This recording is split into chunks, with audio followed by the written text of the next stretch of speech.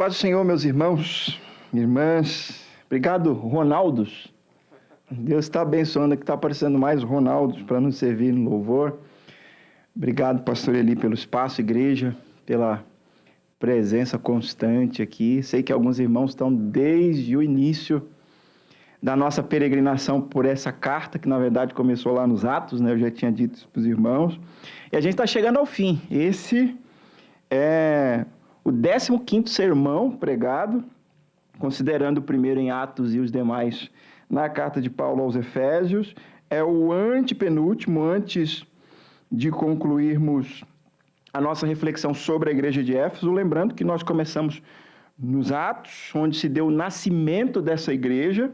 Nós estamos estudando a carta que Paulo escreveu uns 10 anos depois de que aquela igreja foi plantada, e a gente quer terminar daqui 2 semanas, se o Senhor assim permitir, lendo a carta que o Senhor Jesus escreveu a essa igreja. E essa carta está lá no livro do Apocalipse. Aí a gente vai ter contemplado todo um estudo sobre essa comunidade de Éfeso, ainda nos Atos, na carta aos Efésios e lá no Apocalipse, que é o último escrito bíblico, lá por volta do ano 100, né, perto do primeiro, finalzinho do primeiro século, onde João vai escrever as revelações que ele teve do Senhor Jesus. Eu quero convidar você a abrir em Efésios capítulo 6, para lermos hoje os versos de 5 a 9. Efésios capítulo 6, de 5 a 9, nós vamos falar hoje sobre as relações senhores e escravos nos tempos bíblicos, e essas relações elas estão estabelecidas aqui depois daquela experiência do enchimento do Espírito Santo. Então isso é um fator que precisamos considerar. Então, Efésios 6, versos 5 a 9 é o texto da nossa reflexão hoje à noite. Eu quero agradecer também aos irmãos que estão nos acompanhando pela internet. Hoje eu recebi mensagem de alguns irmãos aqui dessa comunidade, mais especificamente o irmão Edson, que era, né, até então, cuidava da livraria aqui da igreja. O irmão Edson disse: eu estou acompanhando aqui de casa e graças a Deus tem sido uma bênção. Então, que bom. Obrigado, irmão Edson, pelo carinho, pelo feedback, pela resposta de que está sendo bênção de alguma forma para os irmãos. Eu quero lembrar também, né, pastor, que a gente combinou semana passada, sobrando aqui uns minutinhos, a gente vai abrir para perguntas. Então, se os irmãos quiserem aí durante a reflexão anotar alguma pergunta, logo após a nossa exposição aqui desse texto, nós podemos dedicar alguns minutinhos para responder perguntas nessa carta.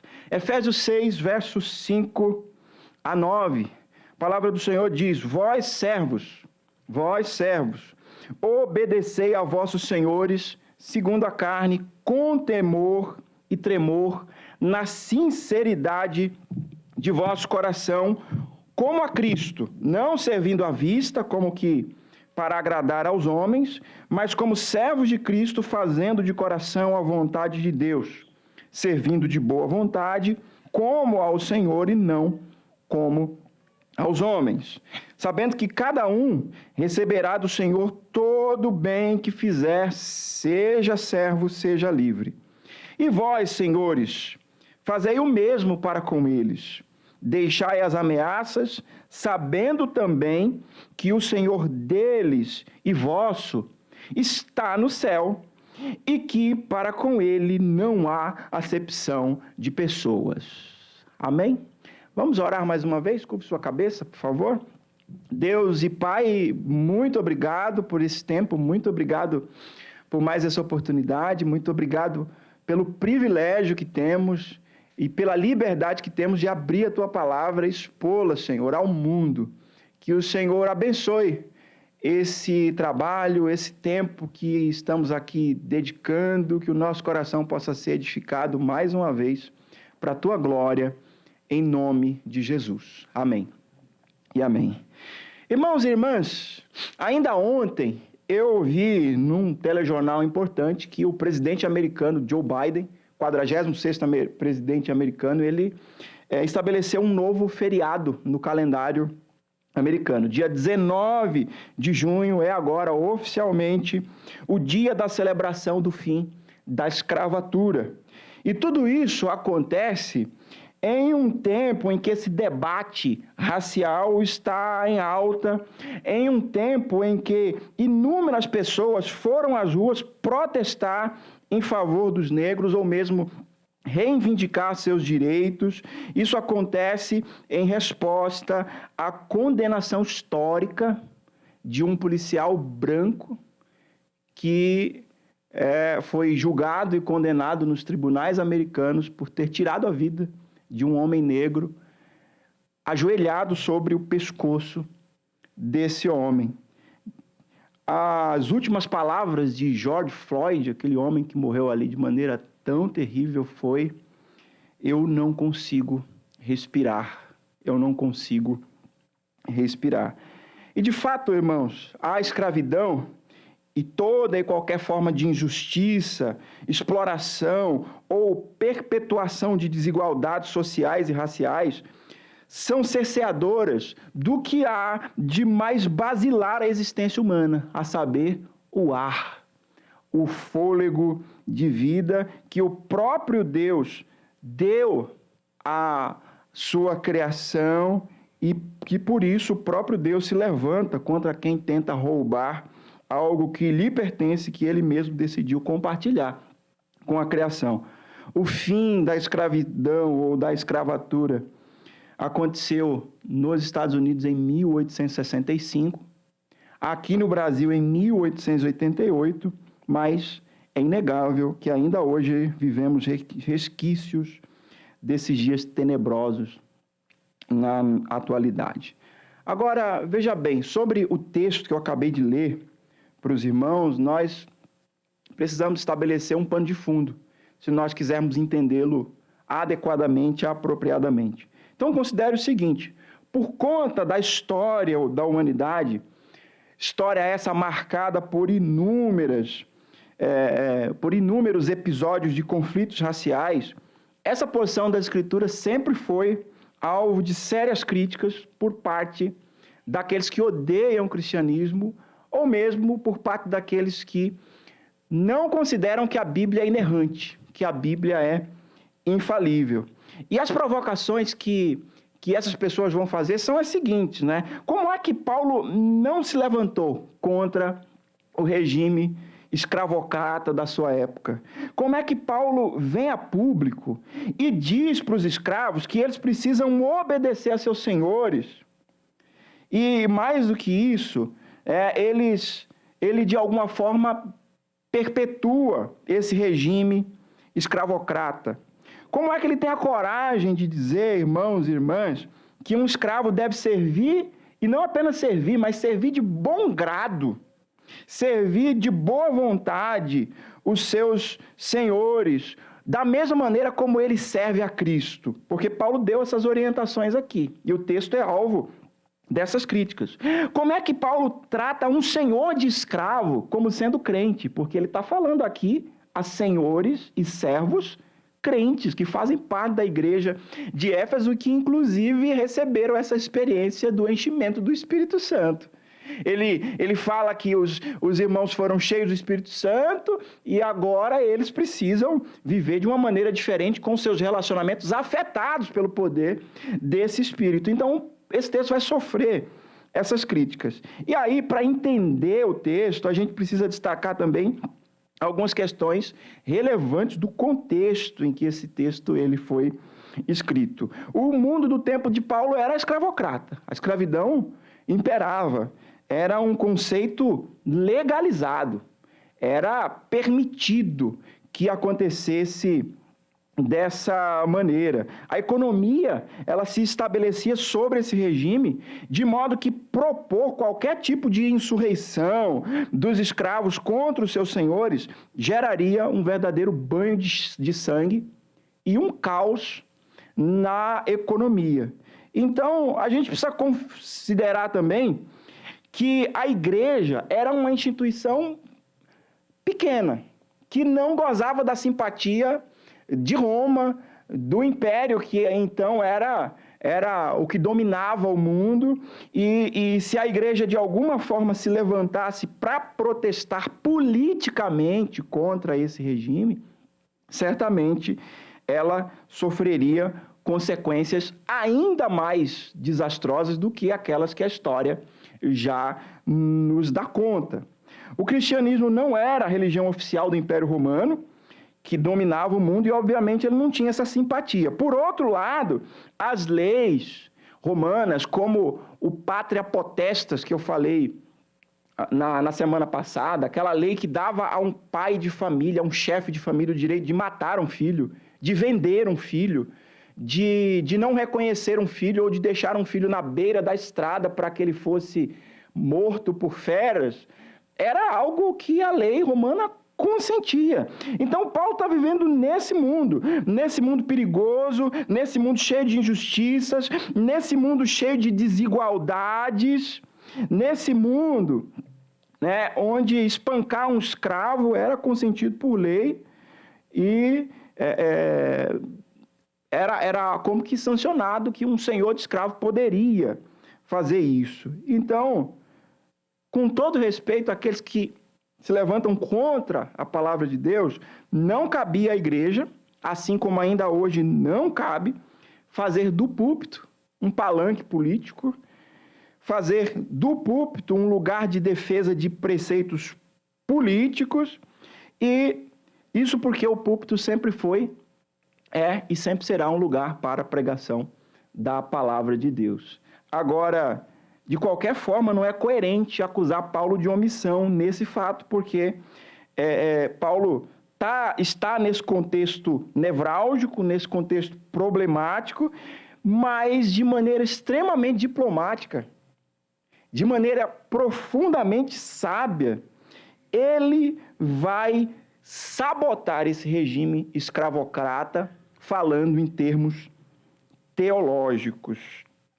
Então, ele vai dizer que a igreja deve ser um espelho para a sociedade, por isso que ele quer que os relacionamentos entre senhores e escravos se transformem na igreja, para que o mundo veja a igreja e veja na igreja uma vitrine para si mesmo. Em síntese, o Paulo vai dizer contra a escravatura e com toda a diplomacia que nós devemos ser gente que trabalha tendo a consciência de que servimos a Deus servindo pessoas. E isso seria a maneira como Paulo se levantaria contra essa questão.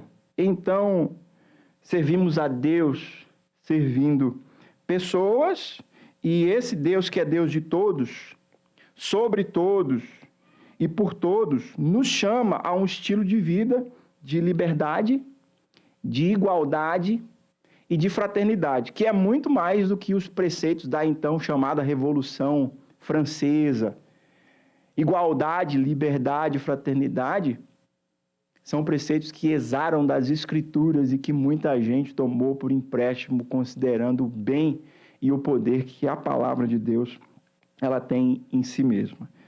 E aí, finalmente, a gente precisa considerar que a escravatura nos tempos bíblicos não adotava apenas o lado obscuro e opressor das torturas, dos castigos, dos açoites, do cerceamento da liberdade. De fato, haviam escravos que tinham salário, que tinham alimento, que tinham teto, e a gente pode afirmar ali que, em alguns aspectos, não geral, em alguns aspectos, esse regime senhores e servos pode equivaler ao nosso atual regime de patrões e empregados. Então, a gente vai, por empréstimo, usar esse texto para esse fim também. Tendo dito isso, a gente pode caminhar aqui e começar a olhar para o texto que lemos hoje à noite. Repare que, em primeiro lugar, Paulo vai falar aos servos. Ele vai falar aos servos, ele dedica aí a maior parte dos versículos para falar aos servos. Ele vai dedicar apenas um versículo para falar aos seus senhores, mas o que ele fala aos senhores também é extremamente importante e coloca a sua fala em pé de igualdade com tudo aquilo que ele acabou de dizer para os servos, acrescentando ainda outros princípios, você vai perceber isso durante a exposição. Ele dá uma recomendação muito clara aos servos, que aparece aí no verso 5. Qual que é a recomendação? Obedecei a vossos senhores segundo a carne. Obedecei a vossos senhores segundo a carne. Isso está diretamente ligado àquele mandamento de submissão, do qual a gente já falou no capítulo 5, que é um dos princípios para uma vida cheia do Espírito Santo. Paulo disse, como é que a gente vive cheio do Espírito Santo? Submetendo-se. E eu ouvi uma definição dessa palavra submissão que clareou demais o meu entendimento. Um pastor disse que submissão é colocar-se debaixo da missão de alguém. Submissão. Então, essa igreja tem pastores. Esses pastores têm uma missão específica. Quando eu venho aqui e sirvo, eu quero estar submisso. Eu quero me colocar debaixo da missão deles, porque se eles puxarem para um lado e eu para o outro, nós não atingiremos um propósito comum e que trará benefício a todos. Então, submissão é colocar-se debaixo da missão de outros. É isso que Paulo está dizendo quando ele diz aos servos que esses devem obedecer aos seus senhores. E aí, então, Paulo estabelece um padrão de qualidade. Um padrão de qualidade do serviço que esses servos devem prestar aos seus senhores. Você pode observar isso aí a partir do verso de número 6.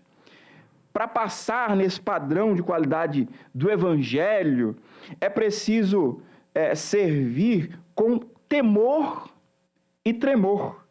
Eu fui investigar o sentido dessas duas palavras. A palavra temor traz a ideia de reverência, de respeito. Quando Paulo disse que as mulheres deveriam ser reverentes aos maridos, a palavra é a mesma lá que aparece no original grego. Temor tem a ver com reverência. Ao passo que a palavra tremor traz a ideia de alguém que se vê ansioso por fazer o melhor para satisfazer outra pessoa. Olha que interessante. É como alguém que vai trabalhar de manhã e ele diz assim, eu preciso fazer o melhor dentro daquela atividade que me é proposta pelo meu empregador. Eu preciso fazer da melhor forma. E eu estou ansioso por fazer da melhor maneira possível. É esse o sentido de tremor que vai aparecer aqui nesse texto. E, então, para passar nesse padrão de qualidade, Paulo coloca uma segunda característica. Esse serviço prestado pelos servos, além de ser com temor e tremor, precisa ser com sinceridade de coração. A origem da palavra sinceridade é muito interessante. Os comerciantes de vasos, quando tinham de repente um vaso rachado, o que eles faziam? Aqueles que eram desonestos, é claro. Ele pegava uma cera e cobria aquela rachadura do vaso. De modo que quando a pessoa ia comprar, ela olhava e via que o vaso era perfeito. Mas quando esse comprador era um pouco mais esperto, ele colocava o vaso ao teste da luz. Ele levantava o vaso contra o sol e se houvesse rachadura coberta com cera, a luz revelaria. Então, qual é o conceito que Paulo está colocando aqui diante de nós? Quando nós servimos as pessoas, quando nós servimos aos nossos empregadores, nós precisamos fazer isso com sinceridade, sem nada que não passe pelo teste da luz. Se colocarem o seu trabalho sobre os holofotes, o que acontece? Você ganha um emprego, uma promoção, ou você perde o emprego? Tudo tem a ver com a sinceridade do coração. Paulo está dizendo que esse é um princípio que deve existir na relação entre senhores e servos. Em terceiro lugar, para passar no padrão de qualidade de serviço do Evangelho, Paulo orienta que o serviço precisa ser prestado da mesma maneira como servimos a Cristo. Como a Cristo. E ele repete essa expressão pelo menos 2 vezes aqui no texto. Como você serve a Cristo, sirva ao seu patrão. Paulo está chamando servos e senhores, portanto, a uma vida cristocêntrica, como ele disse que o marido deveria amar a esposa, como Cristo amou a igreja, como ele disse que nós deveríamos perdoar, como Cristo como Deus em Cristo nos perdoou. Cristo é o centro e ele chama Cristo para ser o centro da vida de todos nós e em todas as dimensões de relacionamentos que nós experimentamos. Irmãos, eu sinto que nós temos uma carência enorme de ouvir mais sobre essa vida cristocêntrica. Os tempos que nós vivemos são marcados por pregações antropocêntricas, onde o homem é o centro. E o sermão, a mensagem que as pessoas gostam de ouvir, vão conversando, felizes da vida, no domingo à noite, é aquela que diz que ela ia vencer, que ela ia triunfar, que a chave estava chegando, que ia ter uma surpresa na semana, que a bênção estava vendo, que você nasceu para ser cabeça e não cauda. Só tem você no centro, só tem um homem no centro.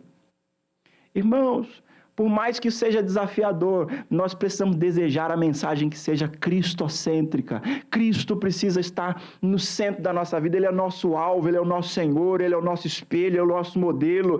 Ele é aquele a quem nós somos chamados a imitar. E Paulo também falou disso dentro dessa carta aos Efésios. Ele falou de como nós deveríamos viver uma vida que imita a Deus. Então, indo adiante, se a gente puder perceber aqui nos versos 6 e 7, ele acrescenta mais alguns requisitos nesse padrão de qualidade de serviço. Ele está dizendo, obedeçam seus senhores segundo a carne, como vocês obedecem a Cristo. E no verso 6, ele vai dizer, não servindo à vista, como que para agradar aos homens. Você já deve ter ouvido, por exemplo, de alguém que, quando o patrão está de olho, trabalha. Quando o patrão sai, nos meus tempos de metalúrgica, eu sempre ouvia assim nos corredores da Rádio Peão, né? Quando o chefe senta, o peão deita. Não é isso? Quando tem alguém olhando, a gente trabalha. Quando não tem ninguém vendo, é hora de descansar. É hora de ganhar um dinheiro um pouquinho mais fácil. Daí também surge aquela coisa da expressão para inglês ver, né? Porque nas empresas de cultura inglesa, os chefes sempre ficavam num patamar acima, olhando para a produção, e ele podia ali observar quem eram os funcionários que estavam trabalhando ou não. Mas aí, o princípio do evangelho vem e diz assim, independente de ter alguém olhando, Deus está vendo, então trabalhe, faça o melhor que você puder, não servindo à vista como que para agradar homem. Você não está ali para agradar o patrão, não. É para agradar a Deus que você dá o seu melhor. Ele diz mais na parte B do versículo, mas como servos de Cristo, fazendo de coração a vontade de Deus. Paulo vai no verso 7 ainda acrescentar, servindo de boa vontade, como ao Senhor e não como a homens, e ele conclui mais adiante, dizendo, sabendo que cada um receberá todo o bem que fizer, seja servo, seja livre. E receberá de quem? Do Senhor. Porque é muito fácil que os senhores falhem em nos reconhecer. Você provavelmente já teve alguma experiência de não ter sido reconhecido. E aí talvez você diga assim, se eu só recebo 1.000, eu vou prestar um trabalho de 1.000. Mas o que esse texto nos chama a viver é, eu vou fazer mais do que os 1.000, mesmo que o meu patrão, empregador, só me dê 1.000, porque quem me recompensa, na verdade, é o Senhor, é dele que vem toda a recompensa. Esse texto deixa claro como a água que o Senhor, ele recompensa todo o bem que fizermos. Então, o Paulo está dizendo aos servos que Deus é quem recompensa seus serviços. Em outras palavras, o serviço das nossas mãos pode até passar desapercebido dos senhores, dos patrões, mas não passará desapercebido aos olhos do Senhor. Deus é poderoso para recompensar todo o bem que nós fizermos. Eu vivi uma experiência um tanto quanto desagradável na empresa que atualmente eu trabalho, e para quem trabalha há 11 anos. Eu fui por muito tempo terceirizado, contratado por uma outra empresa que vendia o meu serviço para a empresa para quem eu prestava esse serviço. E a empresa simplesmente quebrou. Veio à falência por conta de problemas administrativos. E eu, depois de 4 anos, recebi a notícia de que eu sairia de uma terceira para uma outra empresa que também me contrataria para continuar prestando aquele serviço, mas a empresa disse assim, olha, eu não tenho condição de pagar nem um centavo, depois de 4 anos, nem mesmo o último salário. Foi uma experiência, assim, muito desagradável, eu fiquei triste por um tempo, eu disse, puxa, eu trabalhei tanto, me dediquei e estou tendo um prejuízo financeiro considerável, mas eu vou continuar trabalhando, eu vou levantar a cabeça, eu vou continuar servindo, fazendo o melhor que eu puder para essa empresa, porque ela ainda foi muito justa e disse, essa está saindo, mas eu quero que vocês contratem ele por essa empresa. Irmãos, até que ano passado, começo desse ano, essa empresa me efetivou diretamente por ela, não tem mais uma relação terceira. Isso traz uma estabilidade muito maior do que eu já tive, mas que eu entendo que aconteceu porque, de alguma maneira, eu consegui manter o foco. Eu não deixei que aquilo perturbasse a qualidade do trabalho que eu estava disposto a oferecer por ela. Eu sei que muita gente passa por isso. Pode ser que você esteja aqui passando por um momento desse. Então, o que a palavra de Deus nos diz é que a gente deve continuar fazendo melhor, sabendo que Deus, ele reconhece. Sabendo que os homens podem falhar, mas o Senhor não falha. Então, todo bem que a gente fizer, o Senhor é poderoso para recompensar. Então, Paulo fecha aqui a fala para os servos com essa promessa, com essa afirmação de esperança. O Senhor vê. Os senhores dos servos podem falhar, mas o Senhor dos céus, deles e nosso, vê. E ele então, em segundo lugar, começa a falar agora para os senhores. Ele vai destacar aqui, no último versículo desse texto, o último versículo que nós lemos, alguns princípios. É bem verdade que ele poupa palavras quando ele se dirige a esses senhores, mas a gente pode afirmar que há muito mais princípios para os senhores do que para os servos. Porque ele orienta os senhores a que guardem todos os princípios citados anteriormente. Ele começa a fala no versículo 9 assim, e vós, senhores, fazei o mesmo para com eles. O mesmo o quê? O que ele acabou de dizer, de obedecer, de servir, de fazer de bom grado, de fazer com sinceridade, de fazer com esmero. Então, vocês, senhores, sirvam os seus servos da mesma maneira. Então, ele já igualou aqui nessa frase. Concordam comigo? Está tudo igual, não tem diferença. E Paulo vai dizer um pouco mais. Na parte B do verso 9, ele vai dizer assim, deixem as ameaças. Não vivam uma relação coercitiva com as pessoas que trabalham para você. Não faça as pessoas terem o medo de você pelo poder que você tem e pelas sanções que você pode infligir a ela.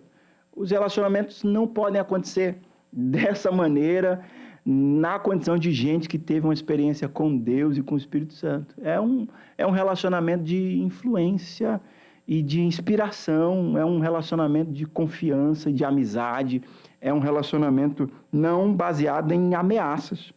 E Paulo, então, conclui a fala com 2 coisas que ambos, tanto senhores como servos, precisam lembrar. Ele diz, em primeiro lugar, que sabendo também que o Senhor deles e vosso está nos céus. Ou seja, o mesmo Deus é Deus tanto de senhores quanto de servos.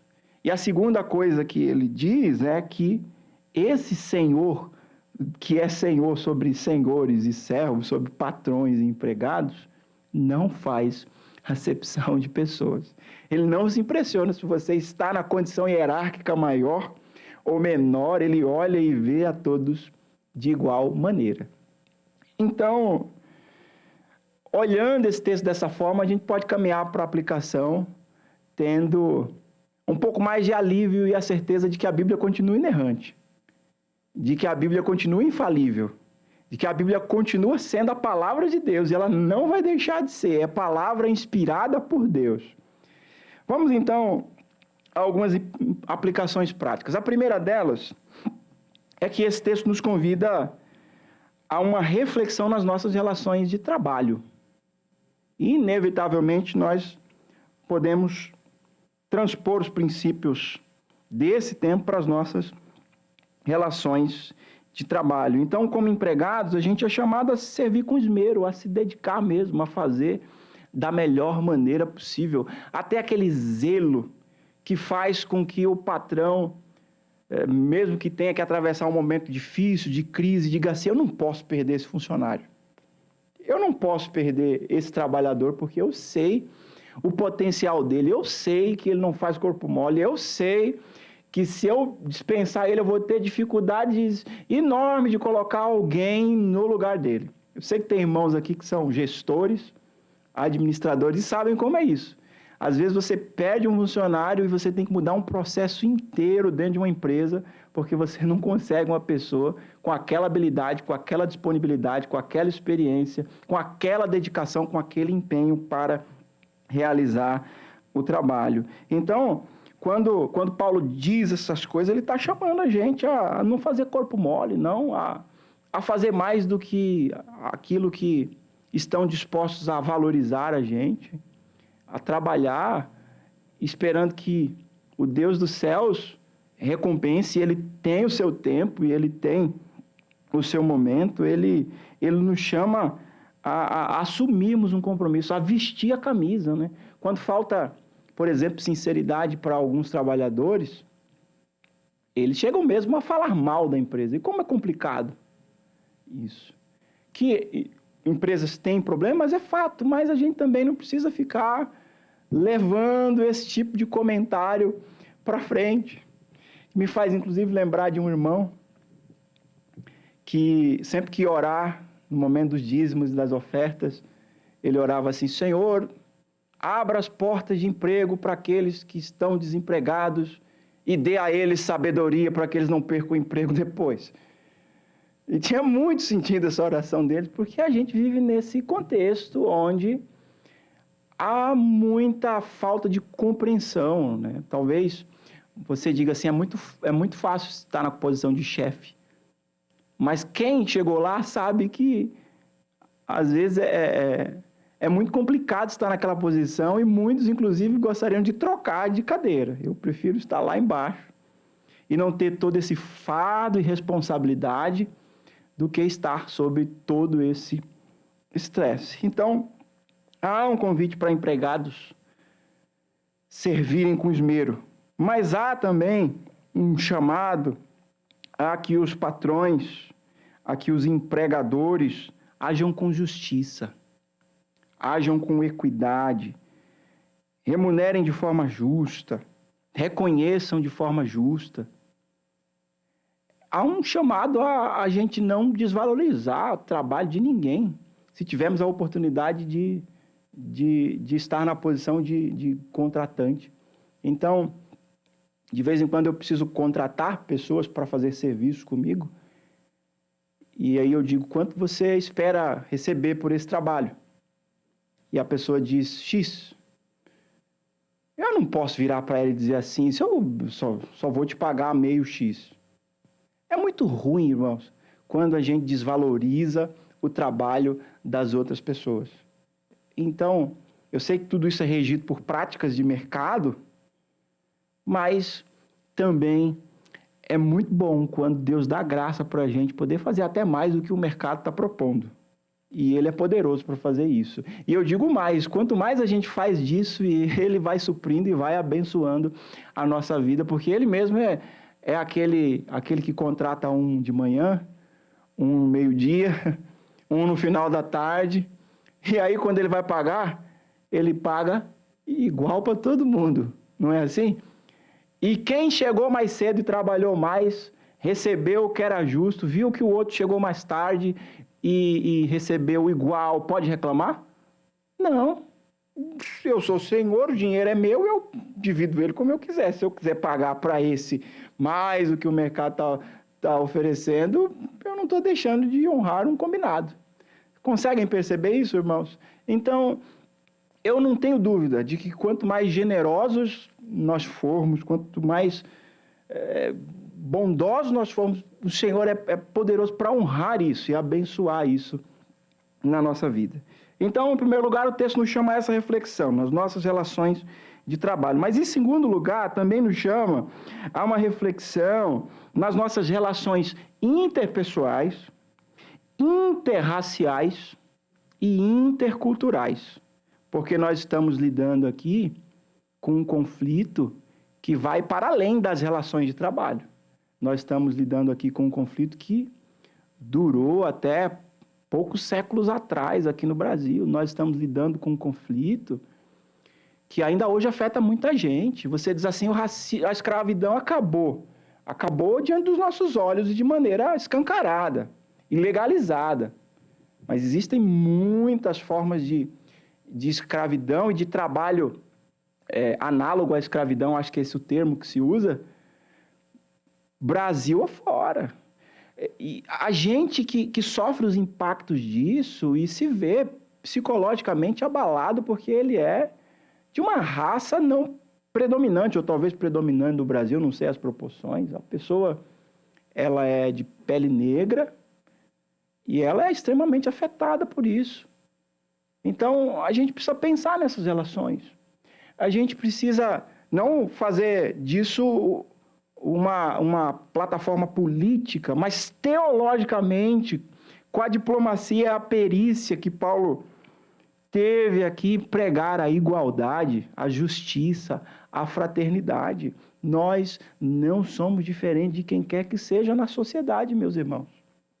Nós não temos o direito de olhar para quem quer que seja e achar que, de alguma forma, nós somos superiores a essas pessoas. Aí você diz, não, irmão Juvan, você está exagerando. Não estou não, irmãos. Tem, inclusive, um problema que, às vezes, a gente não se apercebe, né? Formas de racismo e de preconceitos que, às vezes, estão dentro da gente, em pequenas coisas que a gente faz e nem percebe o quanto afetou pessoas à nossa volta. Expressões do nosso vocabulário coloquial que a gente fala e que é uma ofensa a pessoas negras. A gente precisa estar atento a isso e refletir essas coisas. A gente precisa lembrar dos princípios que Paulo colocou aqui, que Deus não faz acepção de pessoas e que, portanto, seja você de uma cultura ou de outra, de uma raça, de uma etnia ou de outra, você é igual a mim, eu sou igual a você, e não há diferença nisso, nós somos iguais perante o Senhor. Então, esse texto nos chama a essa reflexão. Esse texto chama a gente a pensar no que a gente fala, em como a gente interage. Essa semana também houve um caso de um roubo de uma bicicleta no Rio de Janeiro. Você deve ter visto a reportagem.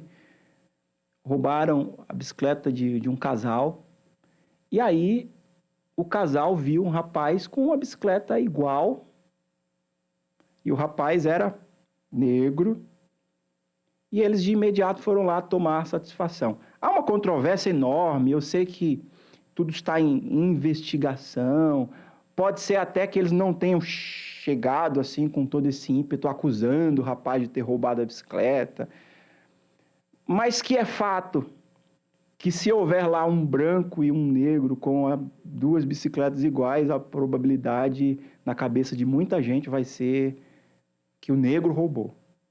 Essas coisas estão muito impregnadas na nossa cultura e a gente precisa pensar nisso. A gente precisa olhar para essas questões com cuidado. Tem gente sofrendo por isso. Tem desigualdade se perpetuando por causa disso. Tem gente que sobressai, é verdade, supera isso, mas tem gente que não consegue lidar com o impacto dessa carga. Então, eu convido você a olhar para esse texto e se sentir, mais do que isso, convidado pelo próprio Deus a pensar essas questões, a refletir a maneira como nós nos relacionamos interpessoalmente, interculturalmente, interracialmente.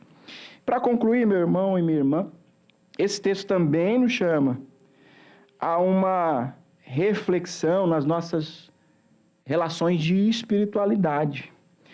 Porque, por muitas vezes, eu ouvi assim em sermões, em pregações, antropocêntricas na maioria das vezes, alguém dizer assim: você nasceu para ser cabeça e não cauda. Na empresa que você chegou lá, olhe para a cadeira do seu chefe. Olhe para ela e saiba que Deus vai colocar você lá. Eu acho que você já ouviu isso também. É claro que essa não é uma prática aqui de Vila Nova, graças a Deus. Mas se você zapear aí uns canais de televisão, um programa evangélico, meu irmão, minha irmã, é daí para pior. Então, a gente precisa pensar a nossa espiritualidade, porque no contexto da chamada teologia da prosperidade, ela está muito associada a bens, a riquezas. De modo que chega um irmãozinho abençoado, rico, tem dinheiro, trabalha, não estou nem discutindo méritos. Chegou lá, é um irmão muito próspero. Vamos dizer que seja justo. A gente olha e diz como esse irmão é abençoado por Deus. Mas se chega um irmão que é de condição mais humilde, a gente diz, olha, esse irmão está precisando buscar a Deus.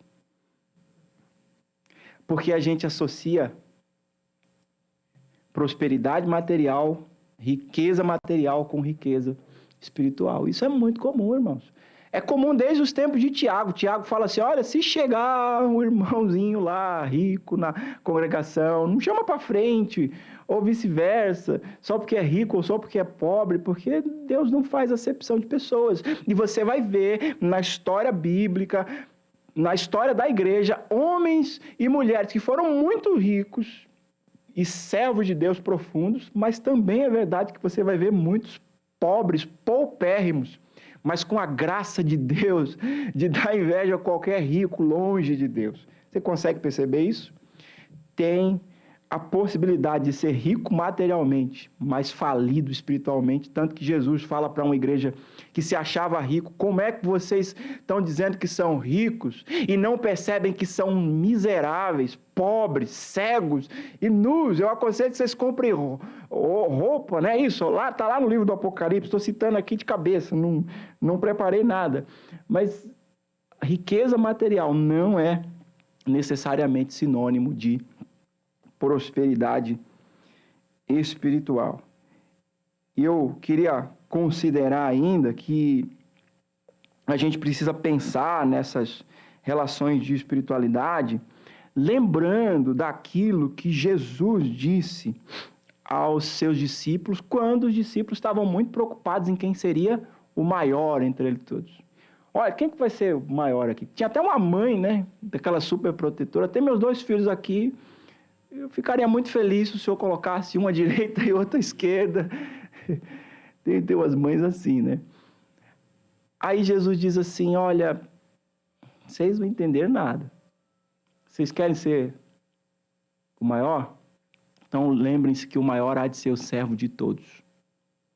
E eu acho que eles ainda não entenderam, porque Jesus tem que chegar ao extremo de se vestir de servo, de escravo da casa, o menorzinho da casa, um que ficava assim atrás da porta, esperando as pessoas chegarem com o pé sujo da rua, para ajoelhar-se aos pés dessas pessoas e lavar os pés. Ele chega para os discípulos, por ocasião da última ceia, está lá até o Judas, viu? Jesus lavou o pé de Judas, todos sentados lá. Lá talvez eu já brinquei aqui, lavasse com ácido, com qualquer coisa assim. Mas Jesus é Jesus. Ele vai lá e se coloca aos pés dos apóstolos como servo. Pedro, vou lavar teu pé. De maneira nenhuma, Senhor. Está errado isso, Senhor. Porque ele sabia que aquela era a posição do menor de todos os servos. Vou lavar o teu pé, Pedro. Se eu não lavar, você não tem parte comigo. Tá bom, Senhor, lava os pés, a cabeça. Agora ele já quer pular na bacia. Jesus lava os pés dos 12 ali e ele faz uma pergunta que é contundente. Ele diz assim, vocês entenderam que eu fiz. Vocês entenderam? Porque enquanto vocês estão discutindo aí quem é que vai ser o maior, eu estou dando para vocês o exemplo. Quem quiser ser o maior há de ser o servo de todos. Então, eu concluo essa nossa reflexão tentando responder aquelas perguntas que eu fiz lá no início. Como Paulo vem a público e diz para um escravo que ele precisa obedecer seu senhor, perpetuando com isso esse regime de escravidão? Ora, Paulo diz isso sabendo que naquele momento a resistência não daria fruto. E como Jesus mesmo instruiu lá no Sermão da Montanha, se alguém te bater a face, te oferece a outra. Se alguém te exigir que caminhe 1 milha, anda 2. Se alguém pedir a capa, entrega a túnica também. Então, o que Paulo e Jesus estavam ensinando era a arte e a espiritualidade de desconstruir a maldade com a bondade. Não te deixeis vencer do mal, mas vence o mal como? Com o bem.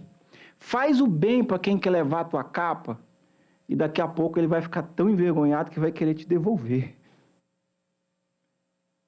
É assim que a gente transforma realidades com as quais a gente não pode lutar. Porque se tu te levantar contra Roma, ou contra um soldado romano, que poderia, por lei, exigir que você andasse com ele 1 milha, ele pode tirar a tua vida. Então, Paulo está avaliando e buscando qual é o mal menor.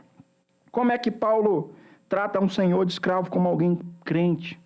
Ora, Paulo de fato tratou-os como irmãos, sem se omitir do fato de que eles precisavam de transformação. Por isso ele fala o que falou aqui. Aliás, a vida de todos nós é um projeto inacabado. Eu e você somos uma peça inacabada. Nós somos como o trabalho de um tecelão, que você olha do avesso e não vê qualquer beleza enquanto as linhas vão sendo trançadas, mas quando o trabalho fica pronto, você vai ver do outro lado a beleza e a arte daquele que é o oleiro das nossas vidas. Então eu vou para casa com a promessa de que aquele que começou a boa obra é fiel para concluí-la, para acabá-la, para terminá-la, para entregá-la até o dia de Cristo. Como é que Paulo teve a coragem de dizer que um escravo deve servir de bom grado ao seu senhor, como quem serve a Cristo? Então eu insisto, a gente serve a Deus servindo pessoas. A gente serve a Deus servindo pessoas. A maneira mais eficaz de nós demonstrarmos o nosso serviço a Deus é servindo as pessoas, inclusive aquelas para quem a gente quer mostrar que serve a Deus. Sirva e tenha prazer de servir e nunca se sinta diminuído se hierarquicamente você foi colocado numa posição inferior, porque é a esses que Deus reconhece como servos de grande valor. Que Deus nos ajude, que Deus nos abençoe nessa tarefa de servir outras pessoas. Que Deus nos ajude, que Deus nos abençoe nessa tarefa de interagir com aqueles que contratam o nosso serviço, ou se Ele nos der a oportunidade de contratar os serviços de alguém, que a gente possa agir com justiça, com igualdade e com fraternidade em nome de Jesus. Amém e amém. Eu queria, antes de orar, perguntar se os irmãos têm alguma pergunta, se quiserem fazer alguma colocação. Acho que temos alguns minutinhos, né, pastor Eli? Um de cada vez, irmãos, por favor. Alguma colocação, alguma pergunta? Não? Então tá bom. Eu não entenderam nada ou eu não... Vamos pensar que foi bem explicado. Vamos orar? Vamos ficar em pé um instante?